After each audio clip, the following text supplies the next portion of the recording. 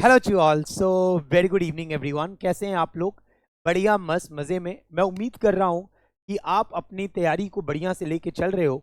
And welcome everyone again to the PSU series, जहां पे हम आज अपने अगले पीएसयूज की तरफ बढ़ने जा रहे हैं। अगले गवर्नमेंट ऑर्गेनाइजेशन जो वैकेंसीज निकालती है फॉर थ्रू गेट और थ्रू नॉन गेट, हम उसके बारे में बात करने जा रहे हैं। सो आवर नेक्स्ट पीएसयू, या अगर हम बोले कि स्पेस एजेंसी, जो कि ये इसरो, काफ़ी नामी है, बहुत बच्चों के दिमाग में रहता है कि सर अगर हम रिसर्च कर रहे हैं, अगर हम साइंटिस्ट बनना चाह रहे हैं तो हम इसरो में जाएं। तो सर इसरो का डिटेल बहुत ज़रूरी है समझना कि किस तरीके से आप इसरो में सेलेक्ट हो सकते हो, क्या एफर्ट आपका लगेगा।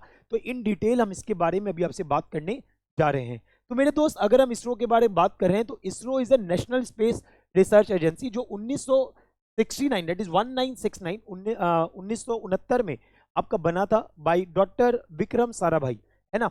तो इसका हेडक्वार्टर जो है वो बेंगलुरु में है। और इसरो भाई नामी है कुछ अपने फेमस इनोवेशंस के कारण, जैसे आपका चंद्रयान हो गया, आदित्य L1 हो गया, आर्यभट्टा हो गया। ठीक है, तो यहाँ पे PSLV और GSLV के ये बहुत अच्छा अपने ऑल ओवर वर्ल्ड आप देखोगे इनका नाम है। ठीक है, तो आप यहाँ जाते हो तो बहुत एक अच्छा वाइब आपको मिलेगा और एक अच्छा एनवायरनमेंट मिलेगा, कुछ सीखने को मिलेगा। राइट, अब हम अगर बात करते हैं तो इसरो की वैकेंसीज गेट के थ्रू भी आती है और इनका खुद का अपना एग्जाम भी होता है। तो गेट 2024-25 के बेसिस पे अभी जो इस बार वैकेंसी आई थी, जो जल्द अभी इनका कट ऑफ भी निकला है, तो उसके बारे में बात कर रहे होंगे। बट पहले थोड़ा इनके बारे में समझ लेते हैं। तो SC इलेक्ट्रॉनिक्स के लिए थ्रू गेट 24-25 22 वैकेंसीज आई थी। मैकेनिकल के लिए 33 आई थी। कंप्यूटर साइंस के लिए 8 वैकेंसी आई थी। ये गेट के थ्रू आया था मेरे दोस्त। और इनका खुद का अपना रिटन एग्जाम भी हुआ था, जहां पे आप देख सकते हो इलेक्ट्रॉनिक्स के लिए 113 वैकेंसी, मैकेनिकल के लिए 160, कंप्यूटर साइंस के लिए 44, इलेक्ट्रॉनिक्स के लिए 2, कंप्यूटर साइंस के लिए 1, सिविल के लिए 18, इलेक्ट्रिकल के लिए 10 और refrigeration and air conditioner RAC जिसको बोलते हैं उसके लिए 9 वैकेंसीज आई थी। अब मेरे दोस्त, यहाँ पे सैलरी जो होती है वो लेवल 10 पे होती है, विच इज 56,100, जो कि बेसिक पे रहेगा। और उसके बाद इसके ऊपर आपको अलाउंसेस भी मिल रहे होते हैं। ठीक है, तो you will posted as a gazetted officer.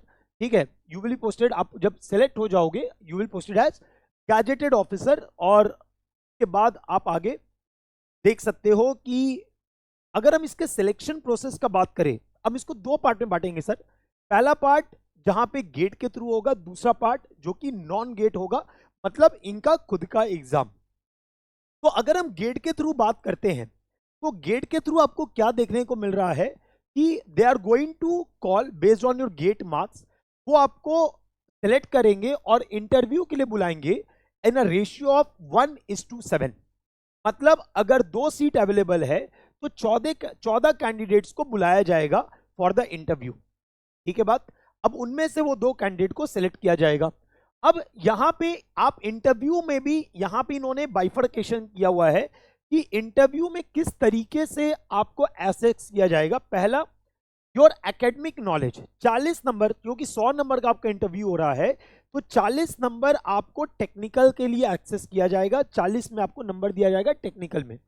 General awareness in the relevance to the area of specialisation. बेटा मेरे, अब सिंपल सी बात है, आपको साइंटिस्ट बनना है तो आपके फील्ड में क्या काम हुआ है, आपके फील्ड में क्या काम किया गया है। जैसे सिविल इंजीनियर हो आप, तो सिविल इंजीनियरिंग फील्ड में अभी रिसेंट इनोवेशंस क्या चल रहे हैं, किस तरीके से जो आपका अलग अलग इनोवेशंस आ रहा है, उसको आपका नॉलेज कितना है, ये आपको यहां पे एक्सेस किया जाएगा, जहां पे 20 मार्क्स बोला गया है। साहब बोला है technical. Presentation and communication skill, आपके बोलने का तरीका क्या है, आप किस तरीके से अपने आप को एक्सप्रेस कर पा रहे हो, अपनी बातों को बोल पा रहे हो, उस पर 20 मार्क्स दिया हुआ है। कॉम्प्रीहेंशन 10 मार्क्स, आप कॉम्प्रीहेंसली क्या, आप जैसे कुछ बोला गया आपको लिखने के लिए, आपने लिखा, so that will be your 10 marks. Academic achievements, आपने अपने कॉलेज में क्या अचीव किया है, आपने ड्यूरिंग योर प्रिपरेशन आपने कहाँ कहाँ आपने सिलेक्शन पाया, वो भी आपको एक क्राइटेरिया यहाँ पे देखने को मिलता है। तो totally they are going to give you 100 marks in the interview, और इसी ऑर्डर में आपको डिवाइड किया जाएगा आपके नंबर को। अब सर अगला बात कर लेते हैं कि आपको यहाँ पे बोला है कि आपको मिनिमम 60 मार्क्स स्कोर करना है अगर आप एक नॉर्मल कैंडिडेट हो।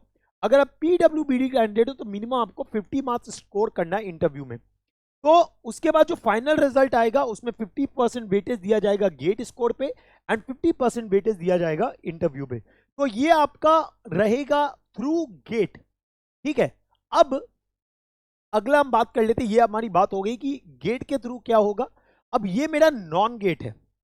नॉन गेट में इंटरव्यू में जो कॉल किया जाएगा, जो शॉर्टलिस्टेड होंगे based on the written test, वो 1:5, मतलब अगर 5 सीट है तो 25 लोगों को इंटरव्यू के लिए बुलाया जाएगा with minimum of 10 candidates. 10 candidate तो मिनिमम किसी भी पर्टिकुलर ब्रांच में बुलाया ही जाएगा, ठीक है। भले ही मानो कि 2 सीट है या 1 सीट है, भाई इस एग्रीगेट के अनुसार 5 ही होना चाहिए, लेकिन आपको 10 को बुलाया जाएगा जो कि यहाँ पे बोला हुआ है। अब सर क्या बोल रहा है, वेटेज फिर से वही होगा 50% रिटन टेस्ट 50% इंटरव्यू, ठीक है। यहां पे भी अगर आप देखोगे तो रिटन टेस्ट में क्या होने वाला है पहले ये समझ लीजिए। रिटन टेस्ट टोटल आपका जो होता है वो 100 मार्क्स का होता है, ठीक है। अब ये आप ये पहला नोटिफिकेशन देखोगे जिसमें एक पार्ट में नेगेटिव है, दूसरे पार्ट में नेगेटिव नहीं मार्किंग है। जैसे अगर यहां देख रहे हो टोटल 120 मिनट्स, मतलब 2 घंटे का पेपर होगा पार्ट ए पार्ट बी, जिसमें पार्ट ए में देखोगे 80 मल्टीपल चॉइस क्वेश्चंस होंगे, एमसीक्यूज होंगे ऑफ 1 मार्क, ठीक है। 1 mark MCQs will be there, ठीक है, जो आपको देखने को मिलेगा, ठीक है। और सेकंड पार्ट अगर आप देख रहे हो तो न्यूमेरिकल एबिलिटी आपको देखने मिल रहा है, दैट इज एप्टीट्यूड आपका टेस्ट होगा। तो 15 मल्टीपल चॉइस क्वेश्चन 20 मार्क्स, यहाँ पे 80 मल्टीपल चॉइस क्वेश्चन 80 मार्क्स। तो यहाँ पे पार्ट ए में no negative mark, part A में आपका 1 नंबर का पर क्वेश्चन होगा और पर रॉन्ग क्वेश्चन आपका 1/3 नंबर कट जाएगा। लेकिन अगर हम यही बात कर लेते हैं एप्टीट्यूड में तो there is no negative marking. 15 question 20 marks, आपका यहाँ पे निगेटिव मार्किंग नहीं होगा। टोटली 100 क्वेश्चंस फॉर 120 मिनट्स आपको देखने को मिल रहा है। अब सर यहाँ पे भी आपने रिटन टेस्ट क्वालिफाई कर लिया, फिर से आपके इंटरव्यू में इन्हीं चीजों को देखा जाएगा, that is your technical knowledge, आप जो रिसेंट एडवांसमेंट है उसका कितना नॉलेज रख रहे हो, जनरल अवेयरनेस कितना है आपके पास, ठीक है, presentation and communication skill, comprehension और आपका एकेडमिक अचीवमेंट्स। तो उसी पे वापस से यहाँ पे डिस्ट्रीब्यूशन देखने को मिल रहा है।